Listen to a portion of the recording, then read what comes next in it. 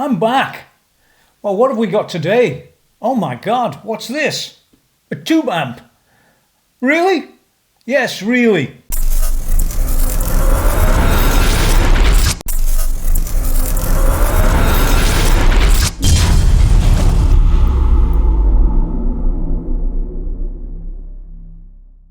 Well, yes, it's a tube amp. Yeah, well, of sorts. It's a sort of tube amp. It's one of those tube amps that crosses the boundaries between digital and analog. It's an anadigi. We could call it that. But the fact is, this little amp here can address a few of the things that a lot of people relating to the digital equipment, you know, the capturing devices and all that sort of stuff. This can address a lot of that, you know, or the gear's too heavy, or it's too expensive, or it's this, or it's that, or it's the other, or any excuse you want to come up with, except, well, I don't want a tube amp. But of course, this is not really a tube amp either, in the respect of being able to go out, you know, into an arena with its power, and we'll learn more about that in a moment, than maybe a 100 watt or a 50 watt amp head. It's a whole different ball game, and that's something you need to consider when you look at one of these. Well, here it is, all 3 watts output maximum. I think it's quite funny. 3 watts output, and it uses these things. Remember these? Tubes, as they say in the States. Well, I've got one here I'll show you a bit later. Let's go down that when we need to. But the Laney LA-Studio, which this is a sort of bridge between those two, like I said earlier, just in the intro. It's a sort of Digi-Ana, or Ana-Digi, if you know her. Yeah, so what we're going to do is we're going to cover every aspect of this, including a bit of its history and a bit of...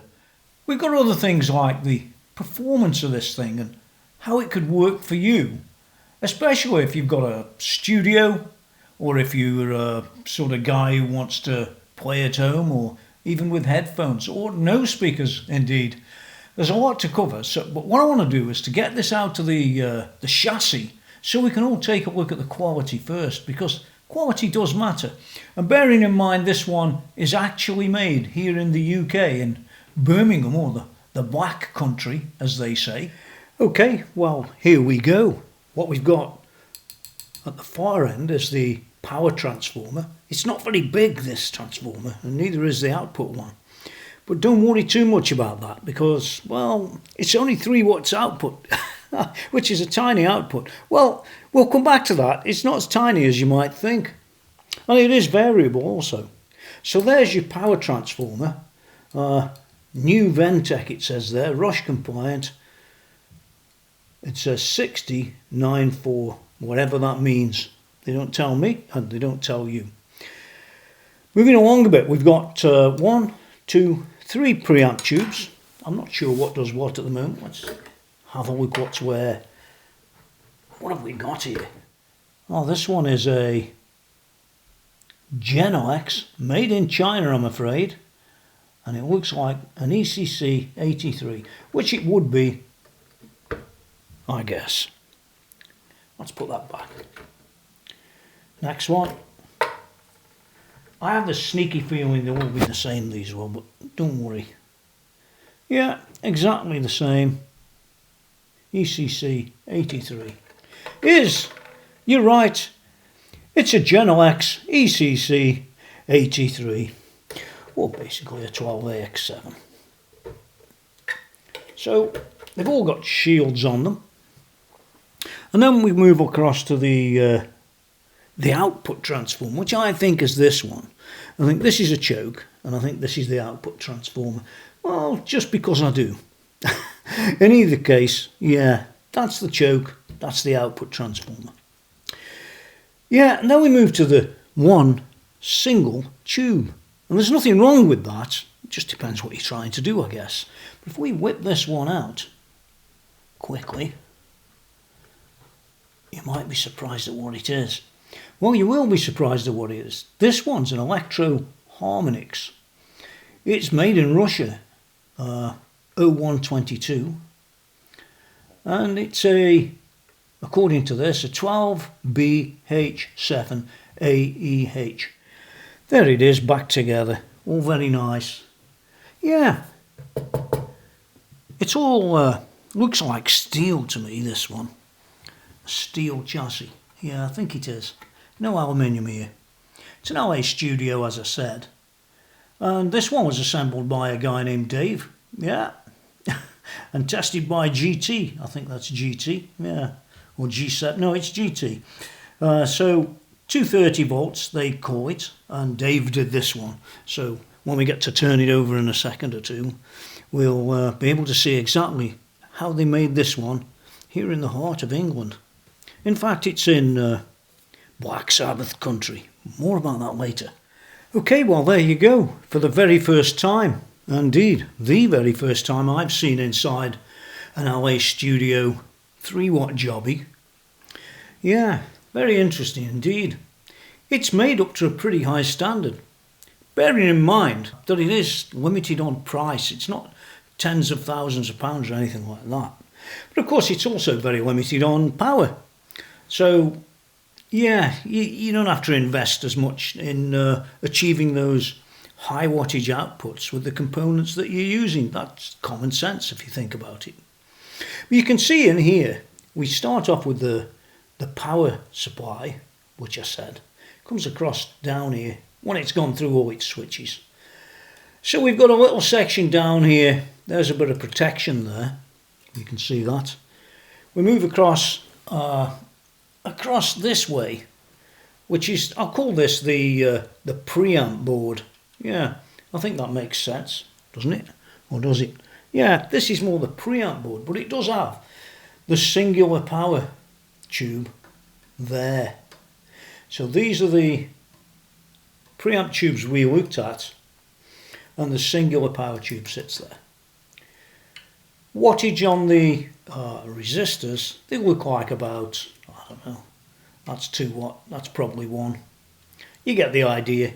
Lots of little capacitors around, few adjusters, don't know what they do yet. Well, I probably never will find out what they do because nobody tells me. It's a pity for really the amp under question, but don't worry about that. So, overall, nice thick tracks, as you can see, and it looks to me very nicely double-sided. Yeah, I would say it is. Moving across from this, we move down there to this. I'll call it an I/O board. And part of that is the 2-note stuff, which you can see a couple of controls down here. It says there, 2 notes. Yeah, so I have the sneaky feeling this thing here relates to the 2 notes bit. Well, I'm pretty much sure it does. You've got some MIDI ports, which is also interesting. Obviously your speaker ports and things like that. Yeah. What more can I say? The input side is under this shield over here. But let's zoom the camera in, just run through it again a little bit closer so you get a really good idea of the quality. Because that's the reason we're really in here, for the quality. Yeah, so there we are. It's much nicer when you get down to it a bit closer. Oh, I think so, don't you? Yeah, there's the power transformer we talked about, and there's some protection there and some protection there. We've also got some all the bits and pieces floating around here. It says here, from mains transformer. There it is. Some tiny little capacitors. There's not many of them, but whatever there is there is. There's a couple over there as well. We've got the control knobs on the front. You can just about see them there. Those are sort of mounted onto the board type of things. In general, they are. And they're available these days, but they're nothing shout about. They're just your regular run-of-the-mill devices, and I don't see any particular brand on them. No. We've got presence space, mid, treble, and gain overall. Yeah, we've got a couple of adjusters here. This one says hum trim, which is rather like a Marshall, or one of the older ones. Remember, this amp is simulating an amp from the end of the 60s. Down here we've got a balance trimmer, it says. Don't ask me about that one, but anyway, the home control's there. Let's leave that one to stew in its own juices. Take a look at how fat the tracks are as well. You don't see that very often. You know what? You can get in some of the Mesa Boogies, for example, very thin tracks, much thinner than them. But nice enough board. Remember, it's all made in the UK, like I said. So let's move along a bit further. There's a lot to look at. Okay, you've got a couple of these things, which I would say are related to like rectifiers or something like that. Doesn't really matter, but you can see them there, stuck on the board. Here are the tubes we were talking about. There's V1, V2 and V3. And that one down over there is the power tube, like I said. What else can I say? Well, over here, this is the input side of things, and it's very reminiscent of the old Marshall stuff. And I can tell you that you can actually sort of jump this together, but more of that later. Down in the bottom corner, down here, this is like a subboard. And they call it here an LA-Studio output PCB. That's what they call it. This chunk here relates, in my opinion, to the two-note stuff, which more about later. It's quite interesting too. We've got MIDI in, MIDI out. Yeah, all very nice. And yeah, we've got an 8 and 16 ohm output for the speakers. Yeah, a couple of controllers for the two notes. And not really much else, but anyway, have a look at the quality of the thing. That's the real thing. There's nothing to go and tamper with in this. And it really is made in the UK. What can I say? That one says emulation, by the way. Very nice. Yeah, well, let's go back up top. Well, it's all very interesting, right? An English-made amp. We'll call it an amp for now. It is an amp.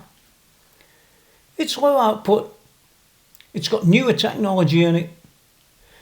Although the design comes from way, way back. We'll talk about it next on this history. And then we'll have a quick run through what controls are on the front. And then we can get down to a bit more business with it. I can't wait, can you? See, the truth is, this amp design was sort of locked away in Laney's vaults. Laney goes back an exceedingly long way in amp manufacturing and production. They're almost like a Marshall, but not, if you follow me. And scarily, if you look down, if you look down at the front there, you say that it does look a bit like a Marshall, doesn't it? Well, it does. There's none of this highfalutin technology. Oh, but there is, and that's one of the things that separates us out.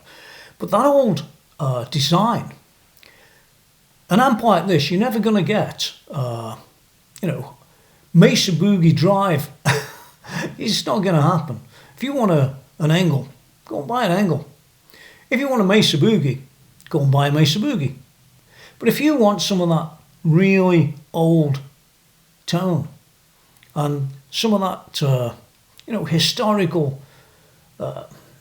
feel, that's what it is, really, in an amp, then you can get it from this.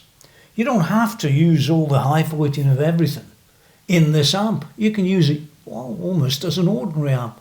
If you've got enough bottle to work with 3 watts, but don't let that fool you. Wait until we get later on. Yeah, so that inheritance is built into this thing. And they also make a 30 watt and another one which might be 100 watt. I think it is. But they all look pretty similar. This is not really very big, is it? I mean, I'm not very big and it's not big against me, is it? There's not much you can say about that. Right. It's all good stuff. What's he say here? Oh, warranty. Well, we'll come back to warranty later. Yeah, warranty's interesting too, especially on an amp that doesn't cost the earth, and it really doesn't. Yeah, that was one of the things I was a bit concerned about when I saw inside who built it. It said Dave. I hope it wasn't Dave Friedman. From what I've seen, Friedman's, oh my God, and they were like 2.5, 3 times the price of this one. Well, that's another story. Think about tube amps. This one is a good example. As I said, it's not one of them highly driven things, but if you think about it, this is where it all came from. this type of technology, this older style of amp, without the massive cascading gain that's available on a lot of stuff. Some people want the older tones, and you know, I guess you could put pedals in front of this and all that sort of thing, but you're not going to get hyperdrive. That's the thing. But don't write it off, because I think you'd be wrong. I think you'd be wrong in just saying, "Oh, 3 watts. What use is that to me?" Yeah, and the boys with the digital gear. Hey, listen. This has got the bit that's missing in the digital gear. Believe it or not, a tiny little amp like this, yeah, it's all in there. Anyway, more of that later. And if you want to stay digital really, well, you can. Because it's got the 2-note stuff built right into it. As you can see on those images that we've already looked at, we might get a bit closer later on, but there's not really much to go back and look at, is there? Except for maybe the 2 notes, the little board that's in there, and the I/O on the back, which we're going to cover next, I've decided. Yeah, so let's go take a quick look at the back controls and a quick look at the front controls, then we can get on. Okay, well, let's have a look at this round the back, not in any particular order. First of all, before we go through this, I just want to raise your interest against this sign on the back. It says Black Country Customs. Well, what the hell's that got to do with Laney? Well, scarily, it's got everything to do with Laney, because that is where the gear's made. Yeah, Black Country Customs, I guess, is Laney, as much as anything you could equate to. Anyway, back to all this across the bottom. Let's look at this area down here, starting from the left. You've got a thing here called a ground link, which can get rid of some of the hum if you get a problem like that. Not usually much to squeal at about that. Moving along a bit, you've got the torpedo connector. There it is. Now, I do have a manual for this, but I haven't bothered to print it, so I'm guessing some of it like you would, but the manual really isn't that thick. Well, not a lot you could say, really. Yeah, so this thing here, basically what it is, an XLR balanced out. It's balanced output from the 2 notes torpedo, which is embedded inside. We've seen it, yeah, with our own eyes. If you connect this output to the front of house or an audio interface, you can capture the LA-Studio tone with no need for a cabinet or microphone even. Yeah, quite good. To run the output of the LA-Studio to an external device, you can connect the LA-Studio to your audio interface or PA with a good quality XLR cable. And that is important to keep that noise nicely. Yeah. Set the amp up the way you intend to play, with its EQ and volumes, and simply adjust the output of the balanced out using the level control, which is there. See? Okay, we've got a headphone socket somewhere in here. There it is, little headphones on it, so you can't really get it wrong, can you? There's also, this is an interesting bit here, this virtual cabinet selector. Now you can store a number of cabinets. This particular selector has got 6 positions. This lets you switch, to any one of 6 preloaded cabinets in the LA-Studio. Yeah, so you can actually change these for any 6 that you want, but more on that later when we see the software. We've got this level that I said, and just sets the level of the signal out to an external device connected to the XLR, which we've talked about. We've got a peak indicator. There it is, somewhere there. And really, that just shows when the output from the 2 notes embedded torpedo, when it's clipping. If the peak indicator lights up, it's recommended you back it off a bit until the indicator is no longer lighting up. Well, that's pretty obvious and common with everything, isn't it? So you can tell this is no ordinary amp, really, can't you? It's not just run-of-the-mill, is it? It isn't what you'd normally get.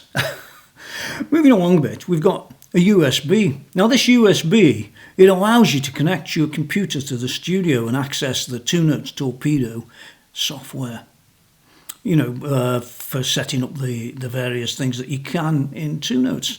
Basic, really. You need to use a good quality USB cable, And if you don't, you'll have all sorts of problems, but you really need to make sure it's one of the better cables rather than the junky ones. Yeah, you can modify the presets, create new ones literally from scratch, or load your own third-party impulse responses. And that's an important aspect, because being able to load your own in there and being able to select them, well, you can customize the amp really to almost anything you want. We've got MIDI ports in and out all through. You can see them there. Very nice, full-sized, love it, great. None of this horrible bloody stuff that they put on some of the Roland and Boss stuff these days. I mean, look, these guys can do it, but Roland and Boss have a bit of trouble sometimes. I don't know. On the speakers here, again, it's pretty obvious what they are and what comes out of them. You put your speakers in them. Yeah, you've got an 8 ohm one and you've got a 16 ohm one. And yeah, there's no selector. You just plug it in whichever one you need. But those are the two you've got. There's none of this other stuff kicking around. Now, moving along to this bit, yeah, you can see my serial number. Who cares? Not me. And you've got all the safety stuff and all the rest of it. Laney Electronics Limited. But the bit that I wanted to show you is right there across the bottom. Designed and manufactured in the UK. Designed and manufactured in the UK. Very important statement is that, in my opinion. You've got the other aspects up here about the voltages and fuses and the rest of it. The approvals down the side, which once again I can say they're all there and they're all correct. Unlike many tube amps that I see that are imported from other countries that, well, frankly, aren't properly legal. Yeah, from what I see at least. That's just an opinion. On the bottom of this connector you've got across here, as you can see, there's a fuse, so you want to bear that in mind in case you ever get any trouble. Well, that's it for round the back. Let's have a whip to the front and see what we got there. Okay, well, here are the controls round the front, all very nice, and just as you'd expect them really to be as they were back at the end of the 60s. Oh my God. Yeah, it is as well. It's just like it used to be. Well, give or take. You've got to have a bit of leeway in this stuff, haven't you? So up there you've got the Laney badge, which is a trademark, it says there. Right. Okay, on the connectors, we've got the power connector, which is obvious what that does. You turn it on and you can turn it off. Unlike some of the digital devices that I've seen out there that don't have any on and off. But at least this one's got a proper switch, mounted properly, without the goo on the back that many other companies have used, such as, yeah, Friedman, such as Fractal Audio, and I could name one or two others as well. They seem to put the goo on the back to make the switch stick. I don't know, I don't get that. Anyway, there's your on and off, and you've got this other one here that says brake. Can you see that? Well, the brake switch, it's a very useful feature when it comes to running the studio and high levels to get the elusive sound you're looking for. Remember, the name of the game is to want to crank this amp. Well, probably. When engaged, the brake reduces the output from 3 watts to 0.1 of a watt, believe it or not. And that means you can drive the LA-Studio hard without producing excessive sound levels. You can literally run it flat out. And that's quite an amazing thing. But when the brake's off, it's 3 watts. 3 watts doesn't sound much. Wait until later. We'll get to that. It lights up when there's power on. You've seen them. Must have. Well, this is one of the old style. I forget the name of that one, but anyway, there it is in bright red. Then we've got a presence, a bass, a mid, a treble, and the all-important gain.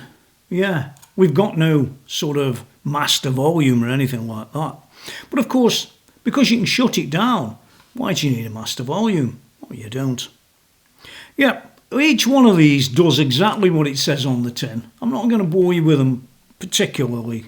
Now, one of the things I do want to discuss is the inputs. Basically, you've got a bass input high and a bass input low and a treble high and a treble low. Like a Marshall, what you can do is you can actually jumper these things together. And it's possible for a player to mix the tonal and gain characteristics of each input. Select 2 almost like 2 preamps, almost. But basically, once you've done this and you've chosen the link, you know, for which you can hop one across to the other, and so on, depending what you want. But you've got more treble in your signal, and you've got more bass in your signal without losing any particular one of the other channel, if you get me. That's the easiest way I can describe it, but I'll demonstrate it a bit later. You know, there's one thing about this. There's always the quality of the fit and finish of this. This cabinet's really pretty well made. In fact, it's birch wood. If you look at some of the images I've poked on the screen right now, you can see that it's birch. There's none of this cheap MDF board on this thing. It's all literally birch. So it's been made up to a standard rather than down to a price. It reminds me very much of like a Marshall. It really does. And for the money that you're paying for this thing, I think it's an excellent job. It really is. So once you take an amp like this and you add in that 2 notes thing, it can change the amp in being from, well, just a tube amp, as some people would say, into being a tool for the studio, like in here, or for home. This would be a really clever device, and it can be a lot more than that, of course. You can send the output of this into front of house or some stage rig, anything you like really, because it's all there to do. It's all there, right? There's nothing else you've got to buy. You plug her in and go, and that's the great thing about it. When people talk about, you know, the digital stuff, oh, these tube amps are too heavy, man. I do hear them all the time. I'm replying to them all the time on my channel. That's the first thing. The second thing, oh, it's too expensive, man. These amps are thousands. Dollars. You know, pounds. And in fact, well, scarily, I could let you into a little secret that this one was about £640. That's about, I don't know, $740 brand new. And if you was to find a second-hand one, well, my guess is you'd save a pile of money even against that. And what are you getting? You're getting every angle. Being able to get, well, solved in many ways. You know, when you look at the digital gear hasn't got high output. Well, generally it hasn't. Some of it has, but most of it, think of the Tonex. Well, where's its output on that thing?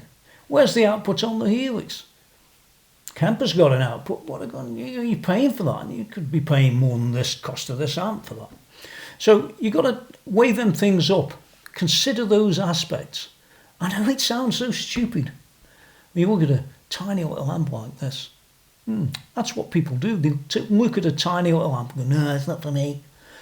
And they don't try it and they don't consider the actual benefits of the product. I think it's a big mistake. That's one of the reasons I bought this amplifier. No, nobody's given it to me. I actually bought it with real money that I've had to earn, and I spent it on this product, and I'm very happy with it. And that's a good thing. Everything I've seen so far has been good. I haven't found a single bad thing, and I'm still going. Now, one of the things you might be asking me, because you like that, you guys, where's the loop? Where's the effects loop, Tony? What am I going to do? I've got nowhere to plug my effects, man. Well, truth of it is, there is no effects loop. Way back in the end of the 60s, there weren't any effects loop. Well, there might have been some on some obscure gear somewhere, and certainly weren't anything on the amps that I had kicking around, the Marshalls of this world, and the, I don't know, Selmer Avenue on? No, I don't think so, and I don't think Fender, I forget. But certainly most of them didn't seem to have an effects loop, and there's no exception here because this is built along the lines of that design from the end of the 60s, I think it was, 68 or 60, it just escapes me, but I'll find it and I'll be back to you with that. One of the things they talk about when they're promoting this amp, I thought it was really funny. Yeah, really, really funny. It said, I've got a bit down here about it. Here we go. Let me read this section to you. It says here, the LA-Studio is designed to cater for the needs of players who want all the glorious sound and tone and nuance of a vintage style LA head running at full tilt. Yeah, that's what it says. But it can still be used at home, in the studio, or loud and live. I love that. In a digital wannabe world of compromise, these are their words, not mine, the LA-Studio offers you real hot tubes, real hot tone, real feel, and real dynamics. What it says the LA-Studio is a real plug-in. I love it. As you might have guessed in this amp, it's got firmware. Yeah, well it would have. Well, it's 2 Notes firmware. It's not any old firmware. It's not Laney firmware. No, it's 2 Notes. Everybody's heard of 2 Notes, haven't you? Well, you might have, or you might not have. 2 Notes make a whole bunch of equipment that really is built around the sort of speaker simulator type of thing. Yeah, and in the room and reverb and all that sort of stuff. And what they do is send it out digitally. And yeah, you hear what you've got, and you can move the mics around and all that other good stuff that the digital boys love to play with. Well, they can buy a tube amp now and they'll be able to play until their heart's content. I love it. That's just so funny. However, it's not funny in reality. It's actually quite clever. Another thing that's interesting, you know it's got a USB port. Well, we can use that for uploading firmware, as I've been talking about just. But it can also record, yeah, over a USB into your DAW and things like that. Like they said earlier, it's like a live reel plug-in.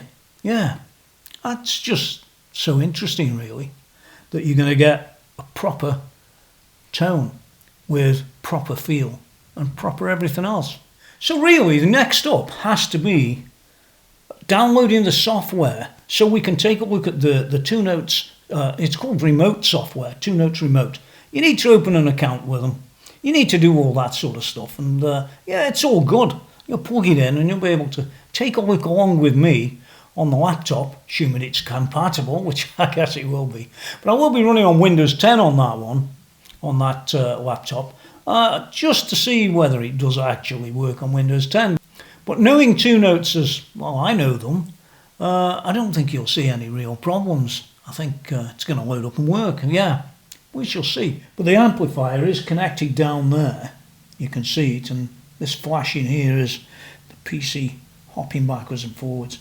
The amp's turned on. There's no speaker in it. You might just be able to see that down there or not, but there's nothing in it. It's just there working. So let's open Torpedo Remote,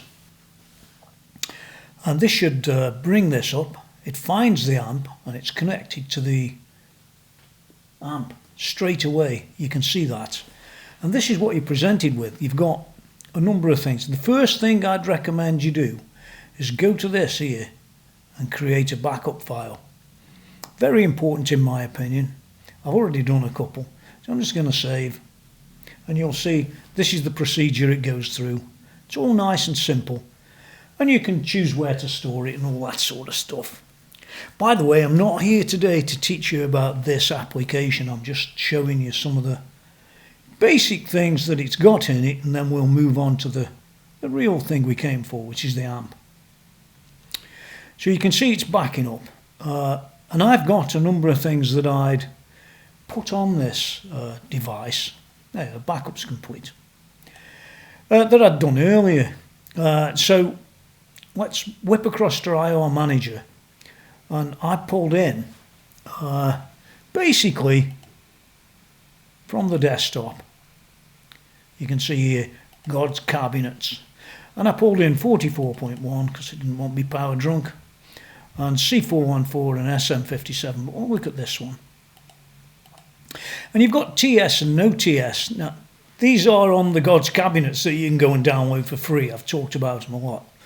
And there's a pile of them that have got a tube screamer. That's a C414 mic, tube screamer, 1 inch, cap, preset 3, preset 2, preset 1. So they're all not the best things in the world.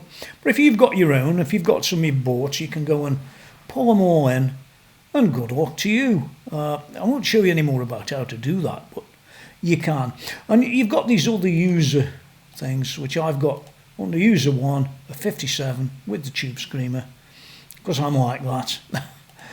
And I've got the C414 with the tube screamer. And I could do any of the other hundreds of IRs that you've probably got, if you're into that stuff.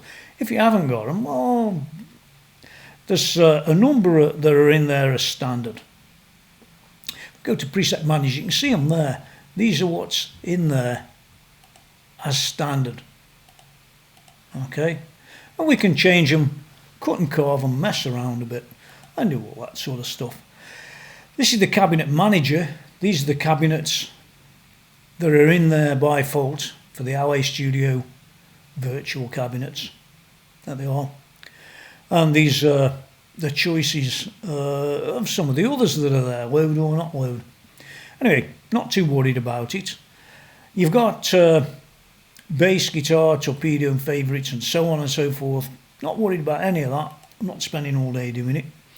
One thing I did like on this, what you've got, these are some of the ones I've pulled in, remember.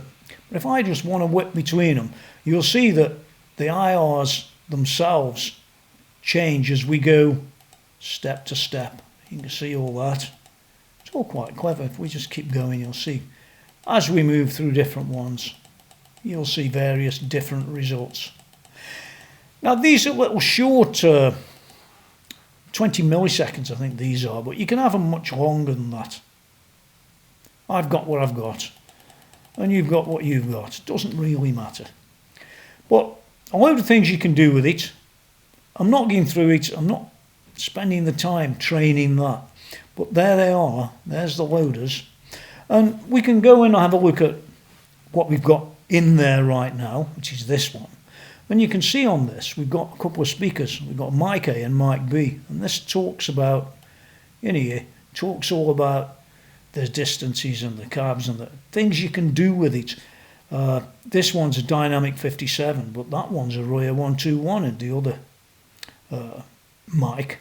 And we can control accordingly. We can mix them, move them further away from the speaker, the so-called speaker, and things like that. Lots of different things we can do. We've got reverbs and all sorts of things. If I press preset, what do we get?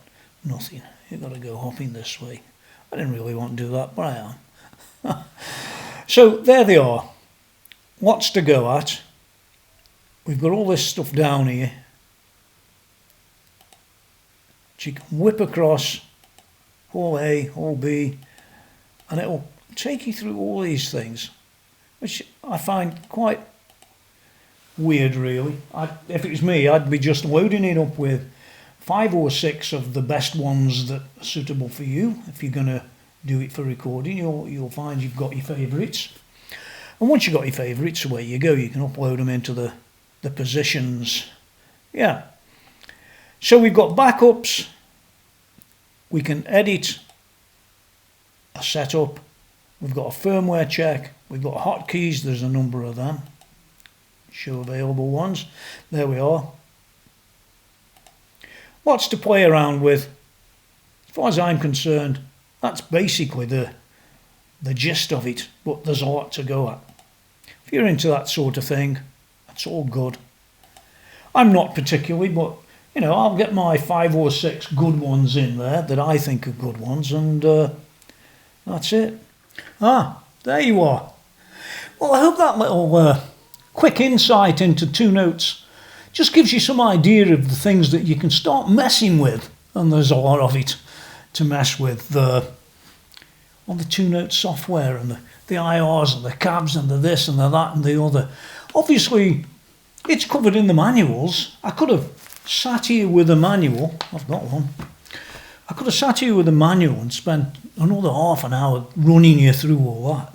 But there's a little point in doing that, really. You want to go and do it yourself, and that you learn better doing it like that. Well, at least I think you do. So enough of that for now. Let's think about it this way. This is really, it's a tube amp. It's a vintage tube amp. And you noticed I loaded up the tube screamer options on some of the stuff that I had. You don't have to do any of that. You might love the original 60s, the end of the 60s tones. But I like a bit of drive, and whether I use them or not is another story. They're in there, but I didn't actually change anything because I don't want to. For a demonstration, I always like to show the way that the product comes, and that's an important aspect in my opinion. Well, almost. But there is one thing I could change. I'm not going to actually do it right now, but I just want to cover the subject while we're here. And it's this. Well, let's move that around a bit. Well, what I've got is one of these tube things. You've seen them. Or a valve, as they say in England. We should be saying it in English, really, shouldn't we? Not American, or particularly not Chinese. Yeah, this one, it says Brimar valve used 12BH7. And I bought this from eBay. Or shall we say eBay? Let's be kind to them. And here it is. Oh, it fell out. Here it is. It's all a very nice tube, and I do know that if you go and look at the matchings on here, yeah, it's actually pretty good. And it talks a bit about Brimar, Standard Telephones and Cables Limited and all that stuff.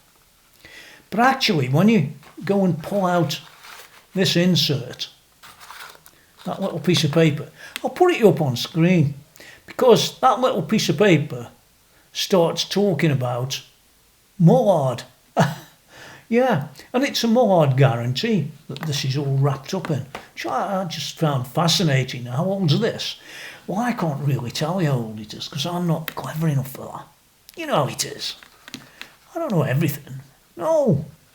And you don't either, no matter what you say. Yeah, but it does go back some while, and it says copyright, but it doesn't have the date, which is a little bit of a frustration. But it doesn't really matter. Point is, I bought this tube because when all's said and done, this is a vintage amp, isn't it? It's not a 2022 amp. Actually, it is. I think these were made about November 22. That's when they were launched. And all the usual culprits out there on their YouTube channels, what they do is they all show it to you, and then you never see them use it again ever in their lives. That's how much they think of them. But I've got this one and I'm going to be using it. And I thought to myself, you know what? It'd be nice to get rid of that Russian tube, because Russians are not the flavour at the moment, sadly. It's not my fault, it's probably theirs, or some other dudes. Doesn't really matter. I don't want to get involved. But this tube here would be a very befitting tube to put in this amp, because this is a Brimar, and almost all intents and purposes, who says it's not a Mullard? I don't know, I'm not a tube guy. But if you think this Brimar was made by Mullard because of the paperwork, you've seen the paperwork by now, yeah, say so. I can't see anything. I can see an AC9 / oh my god, 1 something 80. It's really difficult to read. But there it is. I still want to cover that. So I can put this tube in. And it cost me 45 quid. That's about $60 on eBay. And it's an old original. And it says 6-1.5 and 5.7-1.5. Whatever that means. I was told it was a pretty good one. Although it's old. So I just want to cover that. Nobody ever does, do they? Get the old tube and put it in the old design, which is really what they say it is. It could all be good. And then you can do what you want with your cabinets. You can either use the proper speakers, or you can use the cabinets, or you can this, or you can that, or you can the other. And you end up with, well, a real tube amp sound. That's a plug-in. Now listen, you. Yeah, you. Don't forget to subscribe. Do that thumbs up thing. If you like the video, you won't find anything like this anywhere else. All the others are too busy doing a one video, calling it a review when it's a sales video, and that's that. Well, at least in this one, you do get to see what you're buying, don't you? And you'll be able to hear it. Maybe I'm not as good a player as they are, but so what? It's the tones you're listening to, not the player. Yeah, I'm sure the tones that I get will be similar to their tones. Maybe, or not. Who cares? Mine's mine and theirs is theirs. So the point is, you're going to hear it. You're going to see the various scenarios that I'll use it for or could use it for. I might even drop in the tube before and after, so you can see if there's anything that you can hear as a variance, but I doubt it on YouTube and all its compression and the rest of it. But don't worry about that. This is a legend. No, not a legend. It's a legend, this company here. It's like this company here. They're sort of from the same sort of world. Yeah. And I think it's a very good, it's a good association, is that. The cabs even feels the same. It's just awesome. Yeah. So, yeah, we want the subs. We want the rest. We want you to do your thumbs up and all that. And don't forget to visit my website, which is www.tonymckenzie.com. Now, getting a bit further with this, there's a lot of other things that sort of float around in this amp, like I've covered earlier. Things like MIDI. And I've got a MIDI paper here, out of the manual, because I'm like that. What you've got with this, on this MIDI, you can control a lot of things with MIDI. This says here, I'm going to talk about it off the paper because I don't know any more about it than you do. Which is not strictly true, but I don't put all this information. I don't put all this information in my head, whatever you say. But it says here, each preset on the LA-Studio has a single program number. Preset 001 is recalled in MIDI PC1, and you can recall 128 virtual cab presets with MIDI PC1 through MIDI PC1 to 8 in that manner. That allows real-time switching of presets. For example, when the player switches from a clean tone to a lead tone, he can switch from a 2B12 cab to a 4B12 cab. And that's quite an interesting subject. It's got MIDI CC, control change. For more advanced applications, use the control change signals may be appropriate. In most normal applications, MIDI PC signals for the LA-Studio are suitable, it says here, but in more specific and advanced situations, direct control of the parameters listed below can be achieved. And you can mark my words, you've got on the power amp, on and off, model, volume, presence, depth, character, cab and mic, on and off, unused, cab, file A, file B. It's endless, it's absolutely endless. Just, oh man. And there's a second sheet. Believe it or not, the second sheet covers the EQ, on and off, gain low, gain high, mid, blah, blah, blah, blah, blah. There's so much. Preset levels, reverb levels, noise gate, enhancer, general presets, the mode, general out level, mute, bypass, and so on and so forth. So the MIDI control is quite extensive. Now, one of the things I didn't cover when we were milling through the insides of this unit was the voltage changes. On a lot of amps, I'll always go and have a bit of a dig around and see if I can go from 120 to 240, for example, or 230, or you get the idea. So if you live in Australia, well, this one would probably work. It's 230 or 240, something like that. But if you live in America, you can't take one of these and shut it down to 120. Well, at least you can't internally. You could do things externally yourself, which most guys know about. However, if you want to go and buy a 120 volt one and convert it to 240 at some stage, well, sadly, you're going to need another power transformer, probably. And maybe one or two other things like them MOVs for protection of the amp and stuff like that. And the fuses that have to be changed. You get the idea. It becomes a bit pointless for the price of the amp because you could easily pay £100 or more for a power transformer alone. And then you've got to do the work and the rest. It becomes not worth doing. Just wanted to cover that. Just so we're as complete as I can be as we go through this Laney LA-Studio review. And while we're on the thought of being complete, I just want to tell you that this one weighs 17.2 pounds, or 7.8 kilograms for all you foreigners. Yeah. So when you turn to me and you say, I want a Tonex because it's lighter,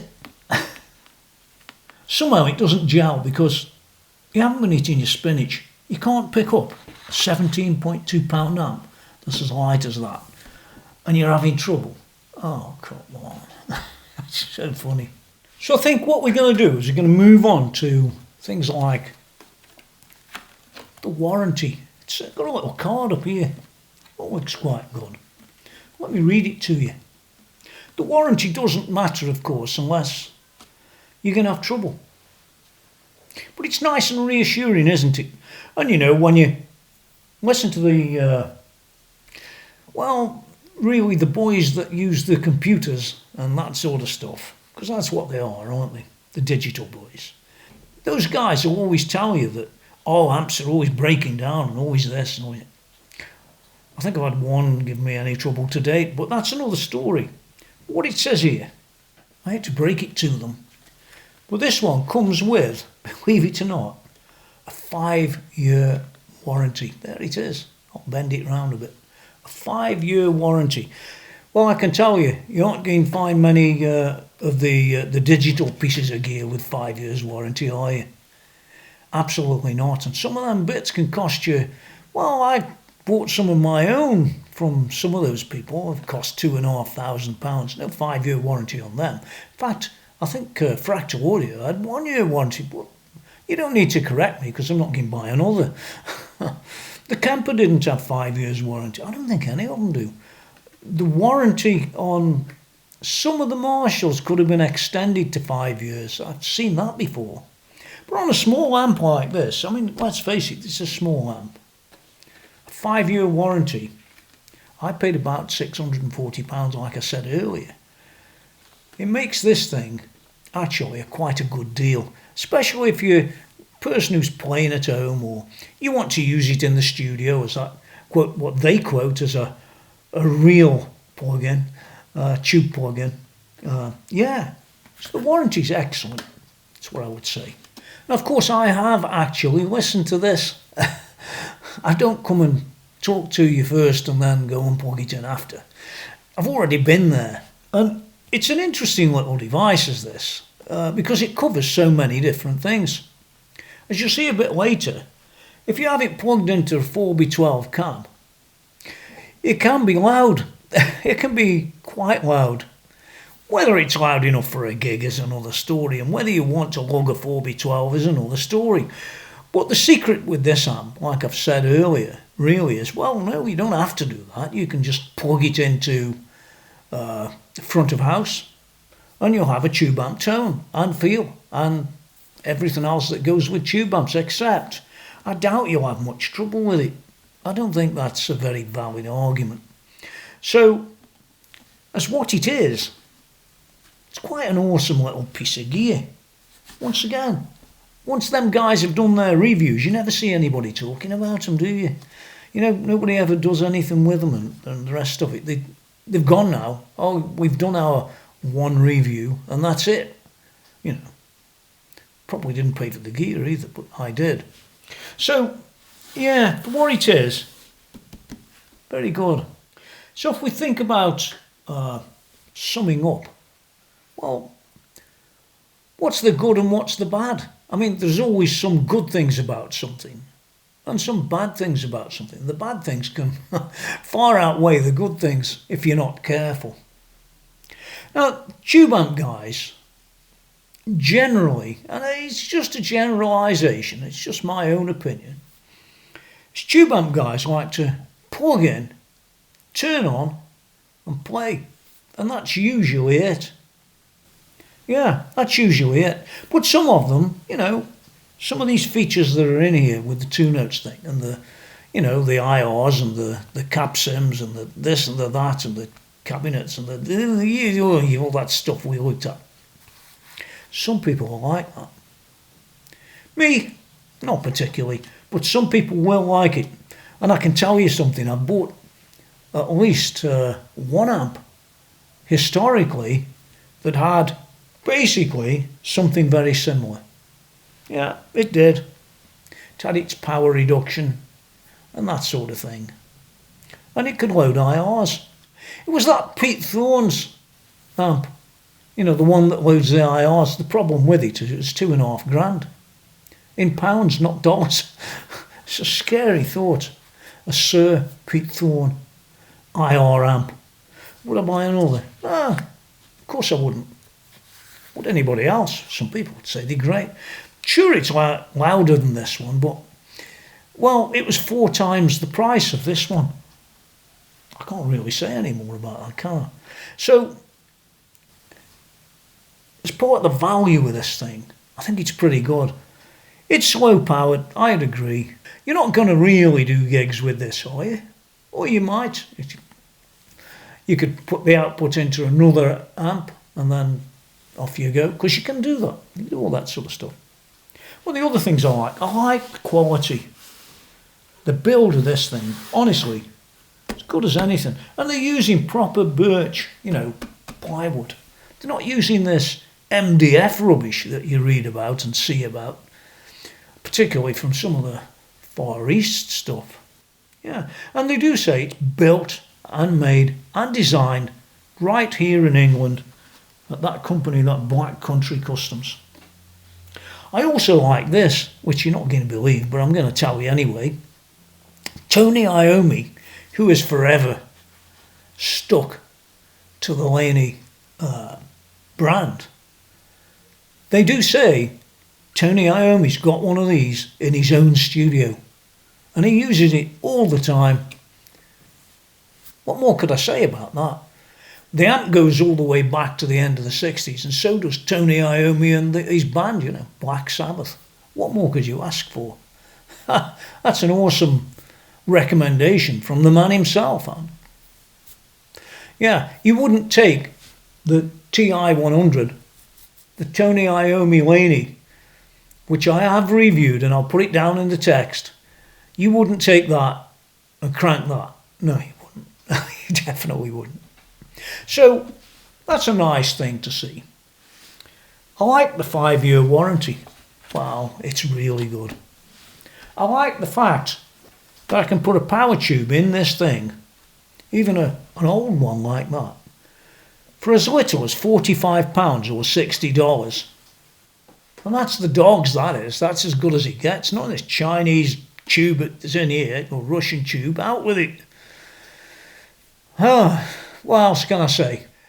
The 2 Notes remote software installed, perfect, first time, latched up, license first go. It all worked absolutely perfect, and it could pull in those, even those God IRs and things, all that stuff that's on the internet for free, and I think that one's got 4,000 of them, and it just pulls them in as if they're nothing.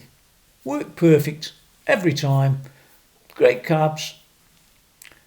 Great mics, good adjusting, good messing around, if you like that sort of thing. And it can only contribute to making this little amp into something being quite good. Yeah. Those are the main things. I like the fact that it's smaller as well. There's a lot of big amps in here. There's a couple over there. I've got a Satriani JVM behind the camera and a Diesel Hagen. And mark my words, while they're loud, they're also very heavy. They are heavy, there's no getting away from that. There it is, yeah. Well, what don't I like? Is there anything about this thing that I really don't like? Well, not really. I could say, I wish it had got a master volume. Don't need one. Because I can control the output of the amp in these other ways. I mean, it's all good. To me, that's really good. What else? I don't know. I like everything else about this thing. I like it. It's good. There's very, very little to dislike. I think if I could point to one thing that I could say, well, I don't really like that. It's the 3.5mm jack on the back here for headphones. I think it's awful. Why they're not using a 6.3 or quarter jack for headphones? It's beyond me. It seems as if there's no room. There's plenty of room in the back of that. You could convert it yourself. So looking at a product like this, let me move that over a bit. So looking at a product like this, it's been actually quite nice. I haven't been near a tube amp for a while because, well, that's because there's not so many to buy, and the ones that are there to buy are really weird rehashes of something that they're not, I guess. Like, I'll give you an example. Like the PRS Hendrix 20-watt head. It just doesn't work. And it's a HDRX, so it's probably, they haven't got to pay any money to the Hendrix estate or something. Possibly, maybe not. But for me, that just doesn't work. It's just not right. This is more like the Hendrix thing here. Yeah, it's loud. I'll get one of them if you want one of them. Yeah, then you've got a true Hendrix sound if you want it. As opposed to some 20-watt amp that's never seen Hendrix. Well, he wasn't alive when Hendrix was, so it wasn't anywhere. It's a misnomer. Yeah. But at least with this one, you've got Tony Iommi that's got one himself in his studio. And I think that's a very good recommendation, personally. So, Tony, what's the score for this thing? A lot of guys want to know what I'd think about the amp and what score I would give it, especially after I've bought one and I've used it and I've looked at it, and I could basically, if I think it's rubbish, I can say so. Nobody's paid me to do the review. It's just a personal opinion. So if I think it's worth a 1 out of 10, it probably is worth a 1 out of 10. If I think it's worth a 10 out of 10, well, it probably is worth a 10 out of 10. So most things, I mean, if you get a 7 on most things that I review, that's quite reasonable. If you get an 8 or a 9, it's very reasonable. Well, I hate to say it, but this one's a 10 out of 10. And the reason it's a 10 out of 10, it's so hard to come up with anything that's not quite right. So, yeah, it's a 10 out of 10 all day, every day. And for its 650 quid, made in England, designed in England, literally built in England. You can't go wrong, can you? Anyway, until next time, I hope you've enjoyed this one. I wanted to look at another amp. I've got some more amps sort of round the corner. Might be one coming up in a little while, but I've got some other gear. I'm not going to go into great depths about it right now, but I have got some other gear to work on and show you. Yeah, very similar by design. So now, get out of here. But the plane's going to come up. I'm going to plug it into a cab and let you hear it through a 4x12. And if it gets loud, well, it gets loud. I'll leave it on the 3 watts. Pull your head off, man. And then we'll have a look at it going into the desk and that sort of thing. Yeah. So you've got a good idea of how simple this is to use if you want it to be simple. And I've already shown you more of the sort of 2 notes more complex side of things if you want to learn all that. Well, okay. Well, here we are.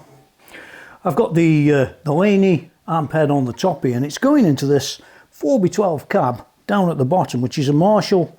If you look down in the corner where it's got the 100 watt across it, you'll know that it's got probably 4 times 30 greenbacks in there, something like that. Okay, well, here we are. You've got a bit of drive on this. Now I've got a pedal in here. This is a Wessex pedal, a Rupert Neve pedal, but currently it's switched off, believe it or not. And I've got this set up to number 3. Now if I push this down into where it's getting the full 3 watts out, remember it is only 3 watts. Well, it's clean, I guess, but not maybe as some people would know it.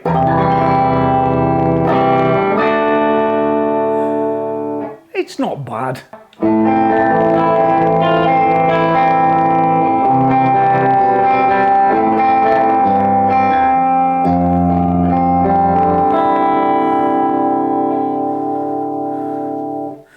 As for the tuning, I wouldn't worry too much about that. It's a tone we're really after. But if you hit it, you can notice that it breaks up already. Now they do say at Laney that, oh, this isn't an amp for distortion, you know. hyper distortion. Well, that's true. I mean, I can back this down to that lower powered and turn this down, and I guess you can get it clean.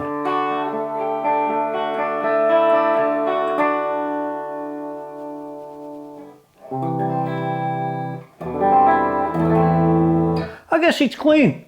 You would say it's clean. However, it's currently on number 2. So what I'm going to do is just turn it up to about midway now. So it's on about number 5.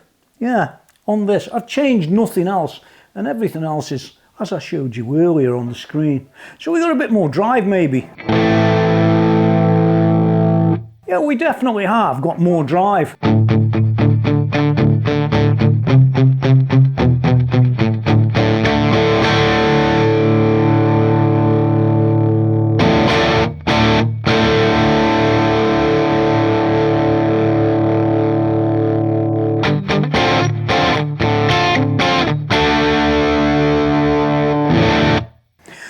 You've got a lot more drive, but I'm still only on number 5. So let's whack this up. Well, you've probably heard the hiss come up a bit. That's on number 10, but it is on 1/10 of 1 watt through those speakers. And I can tell you, it's quite bearable. I could almost talk over it. Well, can I talk over it? I don't think I'll try. But it's quiet enough so I could be even in the house, and play.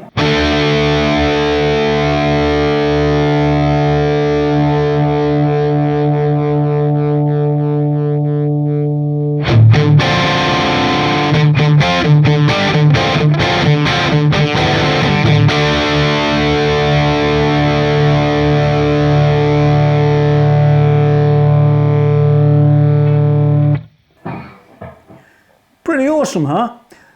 Great tones. You know that they're tube tones right from the off. And, you know,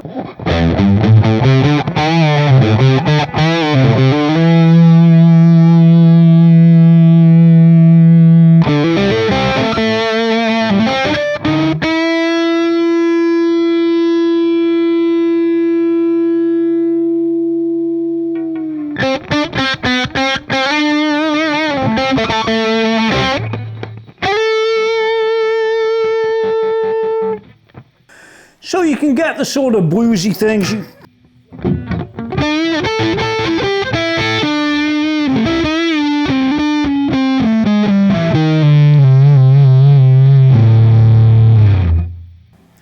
Not that I like that particularly, but it's what it is. So that's the amp, and it's low volume,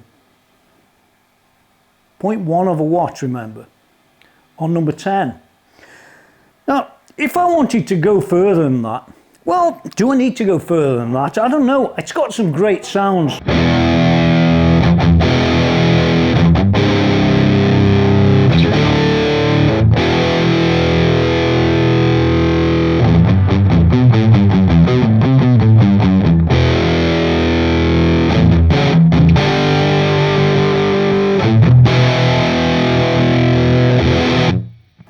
It's very good tube tones for the money. Bear in mind, this is like approximately half the price of the the amp that I had all the trouble with, really.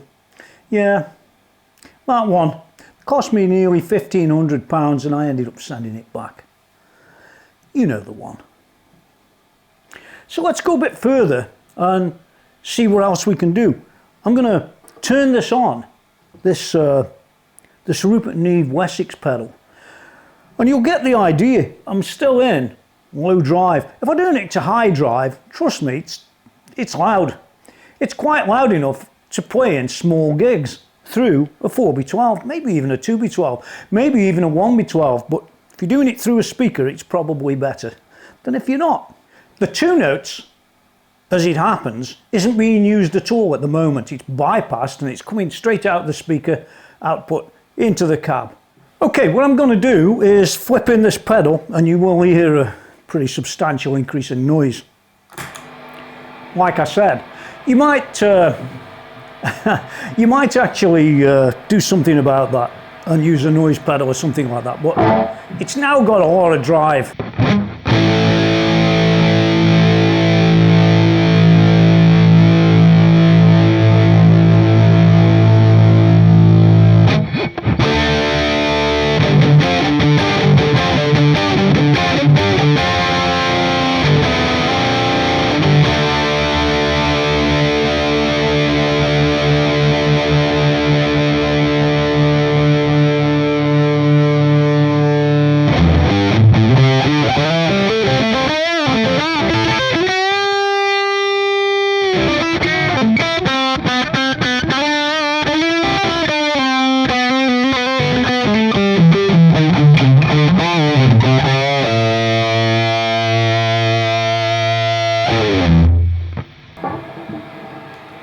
Okay, let's turn that off.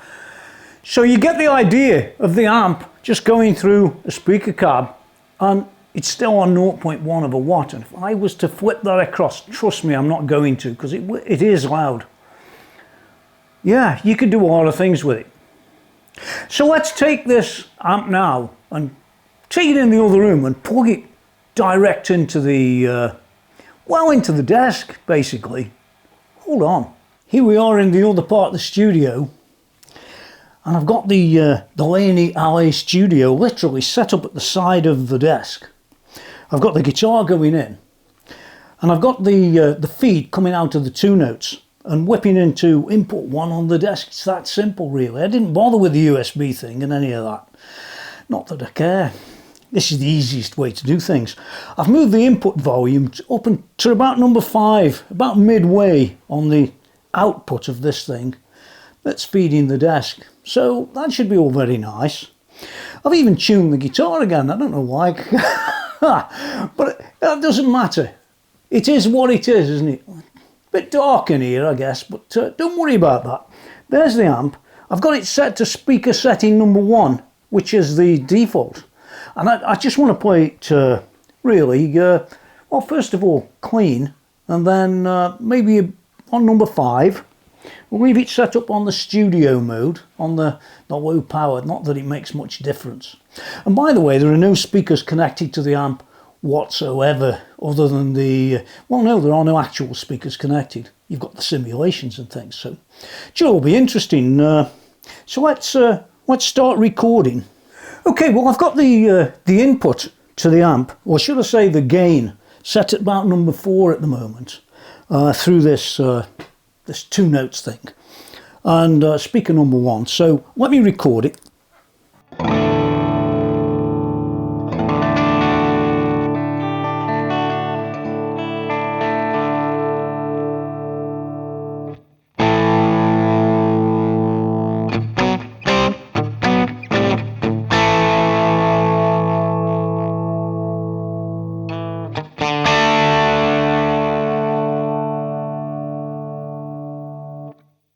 Okay, let's move on up to about, well, let's go from 4 to 10. Why not? Why shouldn't I do that? Now I'm on 10. Still on all the other settings that are the same.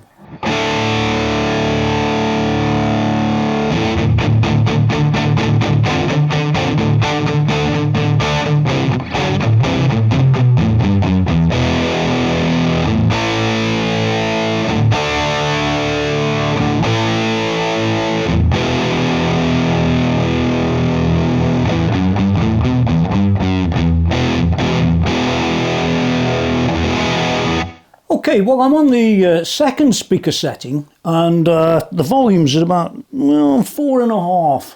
Yeah. So any differences are down to that simulation.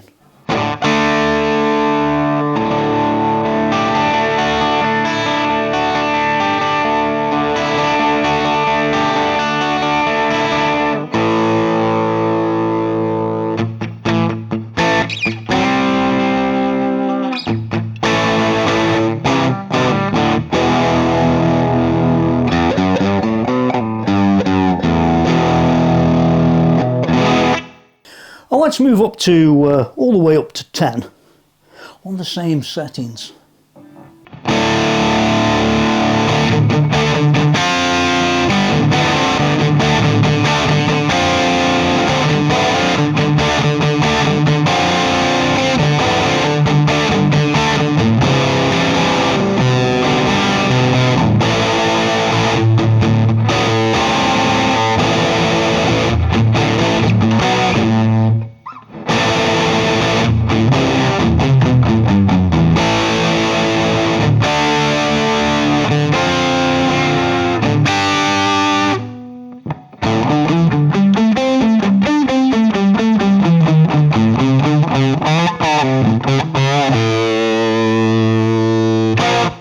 Okay, well now on speaker 3, and I've moved back down to about 4.5. See what you think.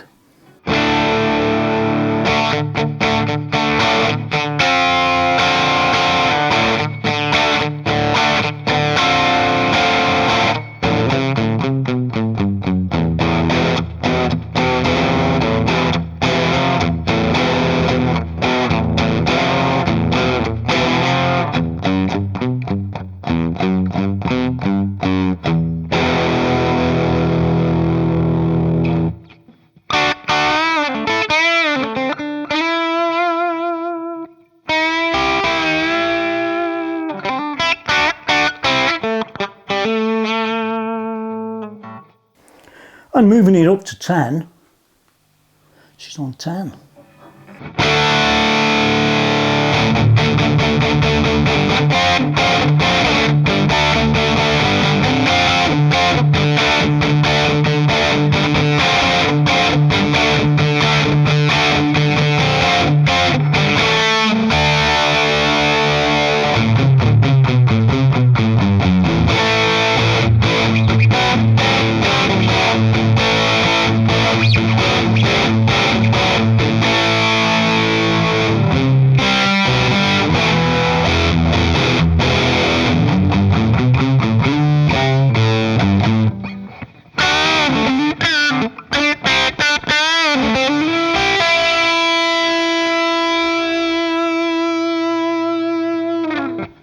Well, personally, I don't think it sounds, so far, as good as the speakers that were, well, in the other room, if you want the truth. And put down below what you think, whether you think the sound here is as good as the sound that was coming out of real speakers in the other room. Remember, these are the defaults, and these are the way that the amp maker, and or maybe 2Notes, set those sounds up. And if you're going to tell me, some people do, oh yeah, well, they don't know what they're talking about.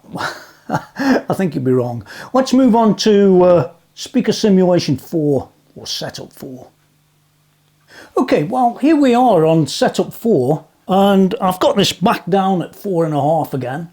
Just have a listen. I mean, that's the idea, that you hear the tones. Sounds a bit woolly. Sounds definitely woolly to me.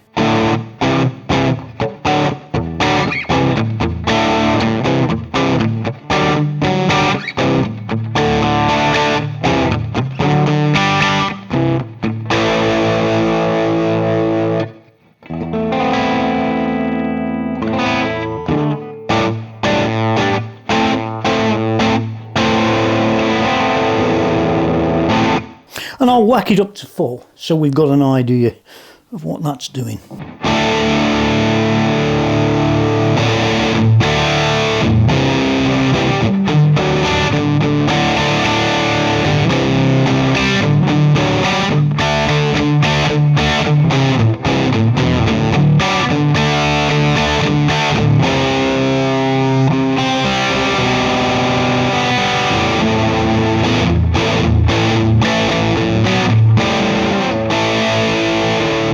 Okay, well now we're on speaker simulation 5, and you can tell that there's reverb been creeping in as we've moved along, and it's no exception now that you can tell there is a reverb.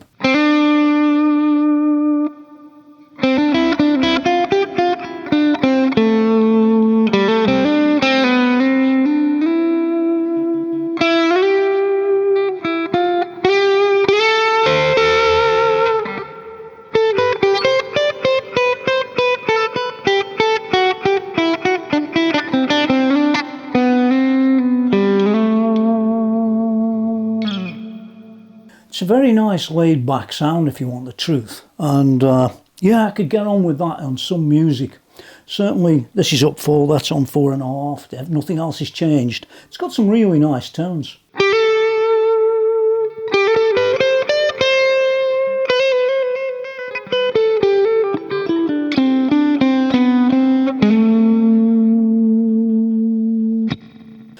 It's all right chords.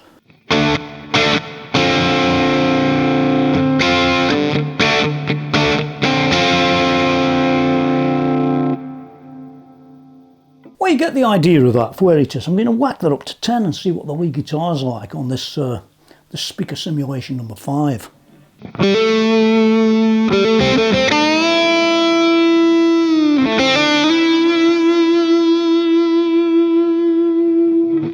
One thing you notice, you just don't get the same feel out of the amp on it. Even a tube amp like this, when it's coming out the 2 notes, it doesn't feel the same as it did in there with a real speaker. And I think for most of the digital equipment that I've ever used, to be honest, almost all of it, yeah, it's all pretty. It's very clinical. That's how I describe it. So you wouldn't know what I mean unless you're standing here and having a play, and you know this, you'd notice the difference straight away.